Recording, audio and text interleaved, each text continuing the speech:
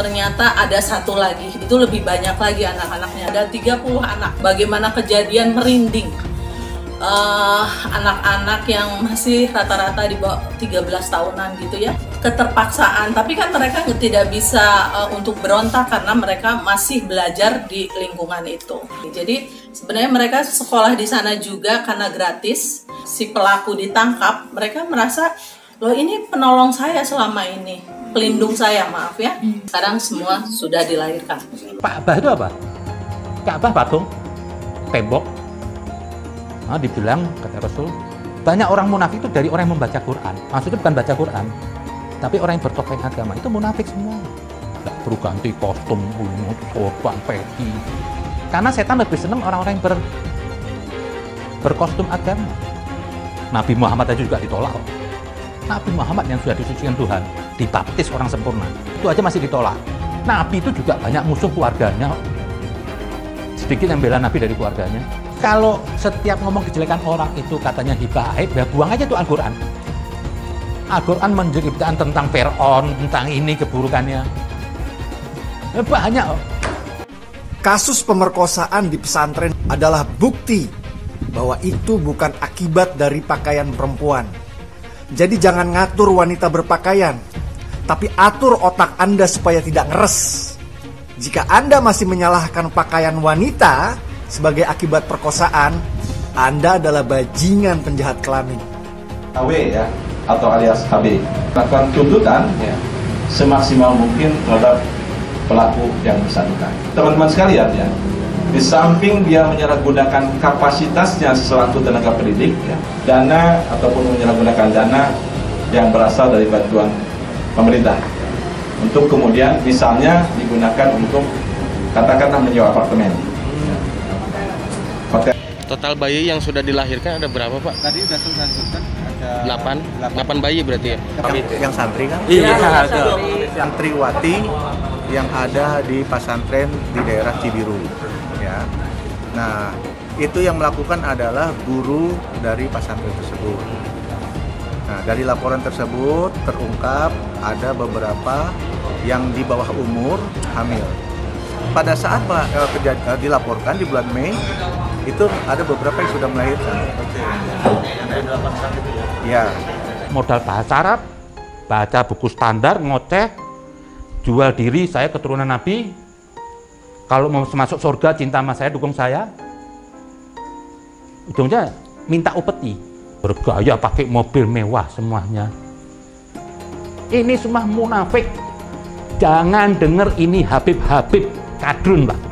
Habib Iblis sudah saya bilang. Ada keluarga Nabi seperti dia, dan saya yakin mungkin dia bukan keluarga Nabi. Tahu dari mana dia keluarga Nabi? Membuktiin dari mana?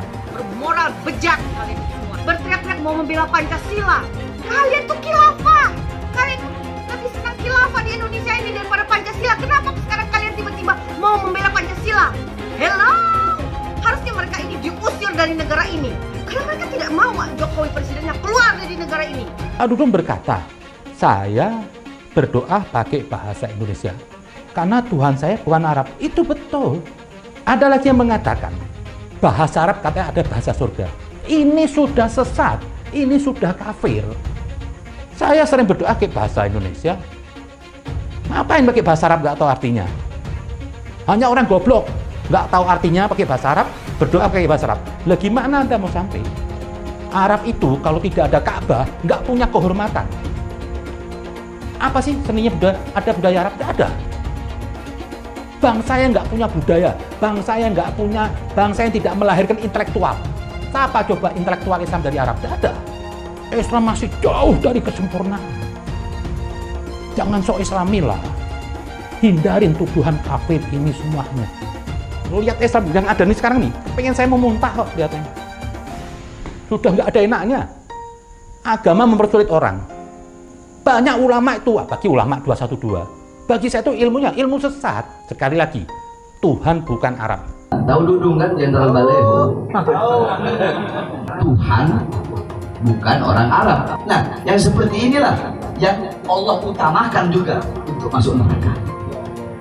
Bahasa penghuni surga bahasa Arab.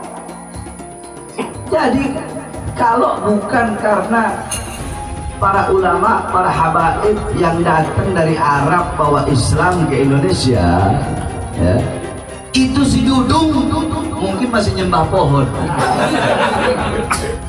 Lalu Bahar Smith, orang seperti ini tidak pantas kita puja-puja dan puji-puji. Sebenarnya Rasulullah itu tidak suka kepada laki-laki yang mengikuti cara perempuan. Contoh, rambut panjang melebihi bahu, itu seperti perempuan, ya. Juga rambutnya dimerah-merahin juga kayak perempuan. Mulutnya juga kayak perempuan, itu juga Rasulullah kayak nggak suka, ya. Karena sekarang banyak laki-laki tapi bermulut perempuan, itu banyak. Ini pemerintah Jokowi ini mengkriminalisasi ulama yang mana? Bahar Smith, kau bukan ulama. Apalagi mulutnya menebarkan kebencian dan fitnah, itu harus ditangkap. Bahar Smith, kau jaga mulut kau, jangan sekali-sekali kau menebar kebencian atau permusuhan atau menyebar fitnah. Doa berbahasa Indonesia, berbahasa Inggris, berbahasa non-Arab, sepakat ulama mengatakan batal, tak boleh. Baik, ada kalau yang bukan bahasa Arab batal sholatnya. Mana ada orang kita sholat pakai bahasa asing. Inna sholati, my praying, wa mahyaya, my life, wa mamati, my die, lillahi ta'ala, for you, oh my God. Ada, kita mesti pakai bahasa Arab. Buat apa tutupan jilbab kayak ninja, tapi bulu kayak tadi keluar ngafin orang merasa diri paling Islam, kayak sorban, kayak selendang, peci. Allahu Akbar, ngajak berantem. Berdalil pakai baju sorban ini, kok gampang amat jadi Islam? Pakai sorban, pakai selendang, ini terus jadi Islam. Ya, kalau cuma gitu nggak usah turun Nabi Muhammad. Kenapa kita kok ada gerakan di sini kafir, bahwa patung Garuda ya itu kafir? Itu dulu yang ditumpas oleh Nabi itu berhala. Patung burung Garuda. Orang tidak pakai cadar dibilang kafir. Orang kalau tidak begini dibilang kafir. Kalau tidak ikut sistem ini dibilang kafir. Kita semua harus melawan, bukan hanya pemerintah. Rakyat juga minta kita melawan, kita menindak. Mencuri listrik. Ini dalil yang mengatakan boleh. Ingat baik-baik, kalau mau mencuri, pegang dalil. Negara yang tidak adil, kalau begitu boleh mencuri. Karena listrik ini diambil dari alam, maka itu milik Allah Subhanahu wa Ta'ala. Punya Allah, berarti milik bersama. Kita curi aja. Halal haram demokrasi. Kita pakai dulu sementara sistem kafir ini. Orang bilang kafir mana bisa. Sementara kalau semuanya sudah baik, kita pakai sistem Islam, naik khalifah. Apa hukumnya berwisata ke tempat ibadah orang kafir? Contohnya Candi Borobudur. Hukumnya haram, karena itu termasuk persetujuan kepada peribadahan mereka. Kita nggak boleh datang ke situ kecuali untuk satu tujuan. Mau membubarkan orang yang lagi beribadah kepada selain Allah. Haram hukumnya masuk ke rumah ibadah orang lain. Haram. TV itu dikatakan para ulama haram. Maka usulan anak kepada antum-antum yang punya TV, buang tuh TV. Bahaya. Bagaimana hukumnya musik dulu kan? Saya katakan haram. Surah 26 As-Sikat 31 ayat 6 dulu kan udah dibaca kan? Dari mana musik itu? Dari gereja. Musik bagian ibadah Kristen. Makanya sekarang mereka nyanyi, Pak. Haleluya, puji Tuhan. Sorga. Kapan musik masuk Islam? Pernah nggak musik mualaf? Itu permainan syaitan. Orang kafir itu di neraka. Yang dimaksud patung Yesus Kristus, patung Brahma, Hindu Siwa, patung semua patung itu jadi bahan bakar api neraka, nanti membakar orang yang menggambarnya. Itulah yang ditempelkan salib di belakang ambulan. Kalau masjid kita punya ambulan, balik dari sini ambil pilok itu lambang yang ada di ambulan, ganti dengan bulan sabit. Batu hitam itu ya Allahnya orang Islam. Kenapa harus pergi ke Arab Saudi untuk mutar-mutar batu hitam itu? Bahkan kita kalau naik haji itu putar 7 kali. Sekali putar, cium itu batu hitam. Putar lagi sekali, cium batu hitam itu. Tidak ada masuk surga di dalam Islam itu. Lalu saya tunjukkan ayatnya. Quran surat Al-Ahqaf ayat 9. Jadi Nabi Muhammad tidak tahu apakah dia masuk surga atau tidak. Nah ini yang dimaksudkan oleh Muhammad Kacai, bahwa tidak ada keselamatan di dalam Islam. Benar, itu ada di dalam Al-Quran kok. Ayatnya ada. bahwa Nabi Muhammad ketika sholat didatangi oleh jin dan mengerumuni ketika dia lagi sholat. Ayatnya ada. Orang Islam aja yang nggak tahu ayatnya di mana. Terus ada lagi pertanyaan, apa maksudnya bahwa Muhammad masuk neraka? Jadi Muhammad itu masuk neraka. Jelas aja karena Al-Quran juga bilang begitu. Quran surat ke-19 ayat 71 dan 72 dan 300 ayat di dalam kitab itu boleh menyelesaikan nyawa orang. Surat ke Al-Baqarah ayat 191. Yuk sekarang kita berpikir, jangan takut murtad dong. Daripada kamu mempercayai sesuatu yang tidak benar. Betul nggak? Ya iya, berpikir kritis. Bela kitab sucinya, bela Tuhannya, ya kan? Kalau Tuhannya pun setan mungkin dibela juga, kan begitu? Jangan katakan bom bunuh diri. Ini banyak wartawan-wartawan yang tidak Islami memakai istilah-istilah kafir tanpa dia sadari. Gerakan bunuh diri, padahal gerakan mati syahid. Zaman sahabat Nabi pakai pedang, zaman sekarang tak pakai pedang. Letupkan, ledakkan, mati syahid. Ada pun orang yang mengejek ini mati konyol. Orang mati syahid dia katakan mati konyol. Saya pernah ditanya, apa pendapat Pak Ustadz tentang ISIS? Bagus, saya bilang. Siapa yang tidak ikut kepada ISIS, kafir, halal darahnya. Ceramahnya Ustadz Abdul Somad. Ya, ceramah yang membenarkan bom bunuh diri. Bom bunuh diri itu memang benar dalam Islam dan ini mengamalkan surat Al-Anfal ayat yang ke-60. Orang Islam yang baik itu yang menjadi teroris. Buka Al-Anfal ayat 60. Kesibukan para lelaki yang masuk surga di surga adalah memecah perawan istri-istrinya. Perawan terus. Mereka menyatakan bahwasanya kesibukan penduduk surga itu memecahkan keperawanan para bidadari. Ternyata ini kesibukan mereka. Bagaimana mereka tidak sibuk? Sementara bidadari yang Allah siapkan bagi mereka sangat luar biasa, indah, cantik dan moleknya. Salah satu nikmat yang ada dalam surga adalah pesta seks. Minta maaf, karena inilah yang kita tahan-tahan di dunia. Agama musuh besar Pancasila. Indonesia itu harus memisahkan antara agama dan negara. Agama dan negara kalau dicampur aduk, maka dua-duanya akan mundur. Kalau negara ingin maju harus dipisahkan dari agama. Mana lebih bagus Pancasila sama Al-Quran? Gitu kan? Sekarang saya mau tanya nih semua. Yang berjuang di abad 20 itu Nabi yang mulia Muhammad apa Insinyur Soekarno untuk kemerdekaan? Saya mau minta jawaban. Di abad 20 yang berjuang untuk kemerdekaan itu Nabi yang mulia Muhammad atau Insinyur Soekarno? Ayo jawab, gak ada yang berani. Beb, iki lagi rame iki, Beb. Apaan? Ada yang ngomong katanya di dalam salib itu ada jin kafir, Beb. Apa benar di Al-Quran ada seperti itu? Tidak ada. Terus dia ngolok-ngolok lagi simbol Tuhan agama lain sampai dibikin kepalanya ke kanan apa ke kiri. Apa boleh di Al-Quran seperti itu? Tidak boleh. Dia ngomong lagi, Beb, katanya jin kafir itu manggil lo, haleluya. Apa boleh di Al-Quran seperti itu, Beb? Tidak boleh, Allah tidak boleh. Terus kenapa dia masih bikin kayak gitu, Beb? Saya bukan mengatakan Bible Kristen fiksi. Bible Kristen itu palsu. Biar jenderal 100 bintang. Kalau kafir kau ke neraka. Tidak ada urusan. Kebunuhan Roh Kudus. Roh Kudus.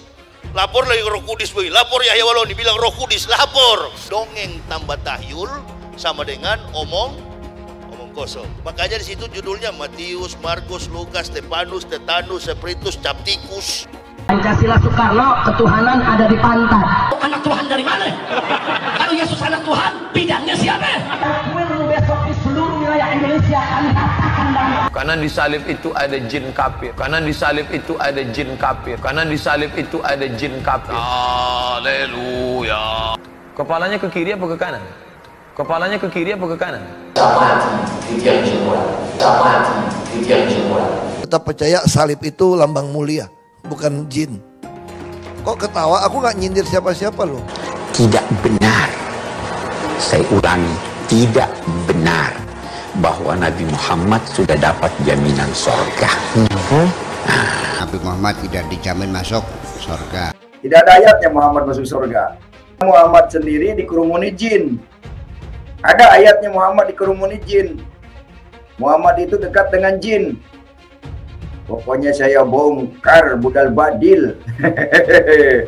Kitab karangan manusia, kitab dongeng Arab kita bongkar. Ayo nyadar bangsa Indonesia. Nyadar ya, tidak ada apa-apanya Muhammad bin Abdullah itu. Katanya Muhammad itu utusan Allah. Tapi kenapa tidak satupun wahyu yang turun kepada Muhammad? Jelas ya ayatnya. Muhammad ini dekat dengan jin. Beranggapan bahwa Islam adalah agama yang sudah sempurna. Mana mungkin di dunia ada kesempurnaan? Islam belum pernah sempurna. Pada detik pertama Nabi meninggal dunia sudah pecah kongsi. Sampai Nabi juga tidak ada yang mengurusi kafannya. Bahwa Nabi itu bukan membawa agama baru, tapi dia ingin mengembangkan sekte baru dalam agama Nasrani. Mengucapkan la ilaha illallah masuk surga. Memangnya Aladin, Bim Salabim. Saya nggak pernah mundur untuk kebenaran, keadilan, kejujuran dan peri kemanusiaan. Gue nggak pernah mundur. Dan gue nggak pernah takut juga sama lu. Siapapun yang rasis, gue akan hadapin. Karena rasis itu tidak berperi kemanusiaan. Sama saya ditanya dulu kan, kamu nyesel nggak statement kamu di Pulau Seribu sehingga masih masuk penjara? Tidak pernah nyesel. Karena saya mengatakan kebenaran. Hai teman-teman, saya mau memperlihatkan transaksi saya hari ini lakukan trading. Ini bukti transaksi saya untung $4.500 US, itu sekitar 68 juta rupiah. Semua keuntungan bisa saya dapatkan dengan fasilitas copy trading. Kalau saya bisa, kalian juga bisa guys. Oke, itu yang mau saya tunjukkan. Like video ini sekarang juga dan gunakan link di kolom deskripsi, maka kalian berhak dapat bonus kalian. Promo ini ada masa waktunya, jadi jangan ketinggalan. Bukan cuma itu saja, transaksi tidak dikenakan fee, baik itu investasi saham, trading forex, komoditas, bitcoin, dan lainnya. Kalian bisa melakukan transaksi berapa kali pun atau unlimited trading. Dan tidak ada fee sama sekali. Jika transaksi di tempat lain sudah berapa fee-nya. Setelah menonton video ini, ayo mendaftar sekuritas hari ini, gratis dan tidak ada minimal deposit. Pastikan kalian menggunakan link di kolom deskripsi untuk mendapatkan welcome bonus. Bukan cuma itu, kalian akan dapat kelas trading online gratis senilai 3 juta rupiah atau $200 jika kalian deposit di bulan ini. Selamat menonton guys, enjoy! Hai semua, dengan saya Jonas Leong. Terima kasih banyak buat kalian, penonton setia yang selalu menonton di channel ini. Saya secara personal sangat menghargai waktu kalian. Dan saya sudah menganggap kalian sebagai family karena kalian selalu support di channel ini. Bagi kalian yang selalu menuliskan opini kalian di kolom komen, saya baca komen kalian satu persatu. Saya baca komen kalian untuk mengetahui opini kalian, tanggapan kalian, dan masukan kalian sangat berguna untuk video selanjutnya. Terima kasih banyak buat kalian yang selalu menekan tombol like di awal video. Video seperti ini membutuhkan waktu dan juga research. Dan ini semua gratis untuk kalian. Jadi pastikan kalian menekan tombol like-nya supaya saya mengetahui kalian menyukai konten yang saya bagikan. Kejadian ini, anak-anak yang mendapat musibah ini adalah anak-anak kita, anak-anak di Garut. Ini ada di 2 kecamatan, paling tidak seperti itu. Jadi kronologisnya mereka karena belajar di sana. Itu apalagi kurun waktunya memang dari 2016 sampai 2021 sampai kemarin di waktu Mei. Ini terbongkar semuanya. 1 sampai ada 2 anak. Nah ini tapi dari semua sekarang selama 6 bulan semua sudah lahir. Jadi kan tadi di TV saya melihat 2 lagi hamil, tidak, sekarang semua sudah dilahirkan. Iya, semua ada di ibunya mereka masing-masing. Jadi sebenarnya mereka sekolah di sana juga karena gratis. Jadi mereka banyak bertalian saudara dan tetangga. Jadi seperti yuk kita belajar di sana gratis. Nah inilah awalnya. Dan mereka kurun waktu 2016 sampai 2021 mereka ada di sana. Salah satu pedulinya orang tua yang melihat kenapa anak saya berubah. Nah dari situlah akhirnya dengan ditemani oleh kepala desa mereka melapor ke Polda Jabar. Nah itu awalnya seperti itu. Insya Allah mereka sudah lebih kuat. Karena kami telah mempersiapkan seperti inilah. Karena kalau ini akhirnya kebuka, mereka harus siap menghadapi para media. Nah seperti ini. Karena mereka selama ini merasa aman di sana dan keluar si pelaku ditangkap, mereka merasa loh ini penolong saya selama ini, pelindung saya, maaf ya. Nah itulah seperti itu. Akhirnya sekarang kita beri ini psikolog kami yang ada di P2 TP2 Kabupaten Garut, bukan untuk anak-anak saja, kepada orang tua. Bagaimana kalau melihat orang tua waktu kami memberi kabar, jadi waktu itu baru 1 kecamatan yang tahu setelah Polda dan P2 TP2 Jabar ke tempat kejadian, ternyata ada 1 lagi, itu lebih banyak lagi anak-anaknya, ada 6. Nah, dari Polda Jabar, BAP di tempat ini. Mereka pertama sebelum kembali kepada masyarakat, kepada rumahnya, semua ada di rumah aman kami. Jadi bagaimana detail, ini psikolog kami yang menanyakan bagaimana kejadian merinding. Anak-anak yang masih rata-rata di bawah 13 tahunan gitu ya, mereka waktu itu belajar, diperlakukannya seperti itu. Ya pasti ada kepaksaan, keterpaksaan. Tapi kan mereka tidak bisa untuk berontak karena mereka masih belajar di lingkungan itu. Dan apalagi walaupun dibilang pesantren, ternyata pengajarnya yang mengurus pesantren itu cuman si pelaku. Kalaupun ada guru yang datang, ternyata mereka diiming-imingkan untuk belajar, tapi ternyata mereka belajarnya adalah guru datang itu. Jadi guru datang yang sudah sisanya mereka masak sendiri, anak-anak itu. Waktu itu ada 30 anak yang ada di pesantren. Ka'bah itu apa? Ka'bah patung, tembok. Kan tergantung orangnya aja kan. Iya dong. Yang nggak boleh tadi itu, yang nggak boleh itu berhala itu bukan patungnya. Bahwa segala sesuatu yang kita memberhalakan barang itu nggak boleh. Seperti uang. Kita jadikan berhala, kita jaga ketakutan. Ini kan itu berhala uang. Jadi yang dibilang patung itu segala sesuatu yang kita menyembah selain Tuhan. Bisa uang, bisa mobil. Mobil gara-gara anak kecoret, anak kita gampar. Jadi haram ya? Ya, itu yang mengharami patung cuma Wahabi. Ya? Itu grup-grupnya HTI. Kalau dari kalangan Habib sih enggak. Anda tinggal di hutan aja, besok Anda lewat Tamrin ada patung Sudirman, Anda ngamuk. Jadi tergantung ini aja. Kita ngelihat Ka'bah itu bukan batunya. Seperti orang lihat salib, bukan nyembah salibnya. Dalam salib itu ada nilai-nilai kemanusiaan yang ada Yesus di situ. Seperti kita tulisan Allah, nggak boleh kita lihat Allahnya aja tulisannya. Tapi ada di benak kita, dia adalah Maha Kuasa. Kalau emang itu nggak boleh, semua tutup aja sudah. Jangan menilai siapa yang bicara, tapi nilailah apa yang dibicarakan. Ada orang menuduh saya bukan Habib, nggak penting bagi saya itu bukan Habib, enggak. Tapi nilai, pembicaraan saya itu benar apa enggak? Kalau nggak benar, mau saya Habib, mau siapa, buang. Semua itu tergantung amalnya. Kalau Anda Habib tapi beramal buruk, ya Anda jangan bilang itu Habib. Tapi kalau ada orang biasa mulia, ya Anda muliakan. Jadi tidak ada. Terus Anda mau dispensasi, Habib punya kelebihan, harus diperlakukan lebih. Oh, nanti kalau saya maksiat dimaafkan Tuhan, tidak ada. Justru bagi saya, beban jadi Habib. Ngapain jadi Habib? Anda pikir saya happy, Pak? Saya mau macam-macam, tidak enak nama Habibnya. Karena saya punya tanggung jawab terhadap Nabi. Tapi kalau saya berbuat buruk, saya lebih malu. Tapi enak orang bukan jadi Habib kok. Bisa bebas, bisa enak, tidak punya beban sosial. Jadi kebenaran itu bukan hak paten Habib. Siapa saja punya hak untuk melakukan kebenaran. Nabi Muhammad aja juga ditolak kok. Apalagi seorang saya. Nabi Muhammad yang sudah disucikan Tuhan, dibaptis orang sempurna. Dan sempurna kalau ngomong, nggak mungkin nyakitin. Itu aja masih ditolak. Apalagi saya. Kalau itu kebenaran datang dari orang Kristen, Anda ambil nasihat itu. Terus Islam itu cuma mau cari dari orang Islam aja. Jangan dong. Tinggal aja di hutan. Kebenaran itu ada di semua makhluk, di semua bangsa, di semua agama ada. Saya sering ngutip-ngutip kata-kata dari Yesus, saya ambil.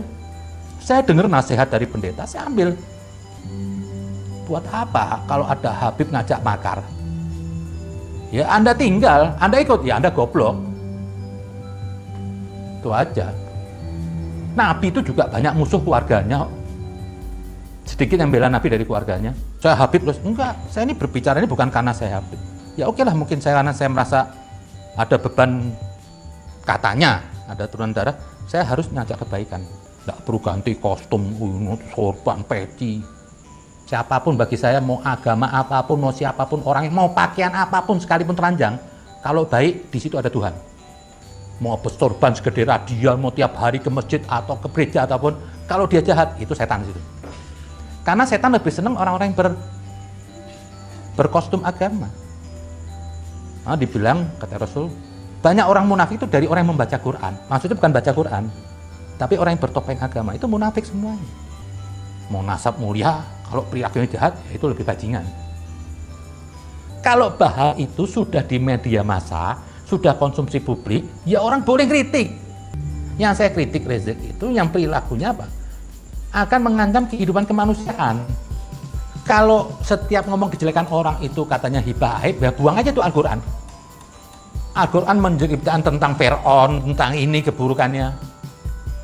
Banyak. Kasus pemerkosaan di pesantren adalah bukti bahwa itu bukan akibat dari pakaian perempuan. Jadi jangan ngatur wanita berpakaian, tapi atur otak Anda supaya tidak ngeres. Jika Anda masih menyalahkan pakaian wanita sebagai akibat perkosaan, Anda adalah bajingan penjahat kelamin. KW ya, atau alias KB. Ya, ini kami dari Kejaksaan Tinggi, Pas Bidum, sejajaran sangat konsen dalam perkara ini.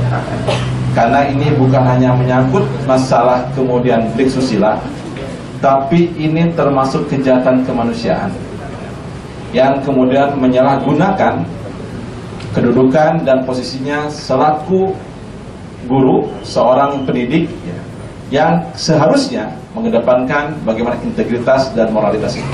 Ya.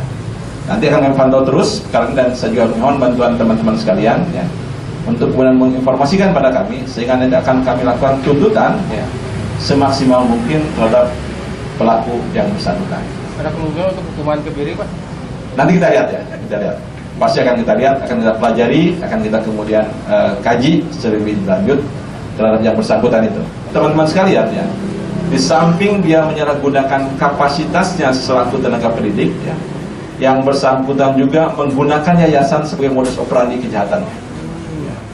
Jadi ada dugaan-dugaan kami ya, dari teman-teman intelijen sudah melakukan pengumpulan data dan keterangan ya, melakukan penyelidikan ya, bahwa ada dugaan kemudian juga menggunakan ya, dana ataupun menyalahgunakan dana yang berasal dari bantuan pemerintah untuk kemudian misalnya digunakan untuk katakanlah menyewa apartemen. Makasih banyak buat kalian yang nggak skip dan nonton video ini sampai habis. Saya secara personal sangat menghargai waktu kalian. Makasih banyak buat kalian yang sudah tekan tombol subscribe, dan makasih banyak buat kalian yang sudah tekan tombol loncengnya. Jangan lupa bagikan informasi ini ke teman atau family Anda. Mungkin teman atau family Anda membutuhkan investasi ini. Oke guys, sekian dulu dari saya. Jangan lupa follow Instagram saya di @johannesleongofficial untuk kata-kata motivasi setiap harinya. Bagi kalian yang termotivasi nonton video ini, ayo like video ini dan subscribe di channel ini. Dan buat kalian yang sudah subscribe di channel ini, jangan lupa tekan tombol loncengnya supaya kalian mendapatkan notifikasi setiap kali saya upload video. Hai teman-teman, kalian sudah membuka akun untuk melakukan investasi atau trading? Jika belum, membuka rekening sekuritas itu gratis loh. Bahkan cuma butuh 5 menit saja. Cepat dan simple. Dan semua bisa dilakukan secara online. Sampai saat ini ketika kita mau melakukan investasi saham atau trading forex, kita masih menggunakan cara yang kuno. Seperti kita menelpon banker atau broker yang melakukan atau mengeksekusi transaksi kita. Tapi apakah kalian tahu, untuk membeli saham atau forex, kita cuma login, lalu memilih apa yang kita mau, lalu masukin angka berapa banyak yang ingin kita beli, lalu tinggal klik. Sesimpel itu. Sampai saat ini kita bingung mau investasi saham luar negeri, trading forex, komoditas, dan cryptocurrency di mana tepatnya. Kita bisa lakukan semua trading di sini, karena sekuritas ini merupakan one-stop shopping. Sampai saat ini kita membayar fee di setiap transaksi kepada banker atau broker. Setiap kita melakukan transaksi jual beli, biasanya kita dipotong fee oleh platform kita. Kalau dalam 1 bulan kalian melakukan transaksi 1 kali, mungkin tidak terasa. Coba kalian melakukan trading sebanyak 100 kali. Sudah berapa fee-nya? Misalnya kalian membeli saham Google dengan fee per transaksi $10. Jika kalian membeli saham Google 10 kali, maka fee transaksi sudah $100. Belum lagi kita akan dikenakan fee ketika kita menjual saham itu. Itulah sebabnya kenapa saya memilih sekuritas ini, karena tidak ada fee sama sekali. Saya ulangi, tidak ada fee sama sekali ketika kalian melakukan transaksi. Dan yang kedua, kalian bisa melakukan unlimited trading atau trading sebanyak apapun. Ya, kalian bisa melakukan trading 10 kali, 100 kali, 1000 kali dalam sehari tanpa dikenakan fee. Jadi berapa banyak uang yang kita hemat dari fee saja, menarik bukan? Jadi apa yang kalian tunggu, mendingan kalian cobain sendiri aja deh. Tutorial bisa kalian cek di kolom deskripsi. Bukan cuma itu, kalian akan dapatkan kelas trading gratis yang nilainya 3 juta rupiah jika kalian deposit di bulan ini.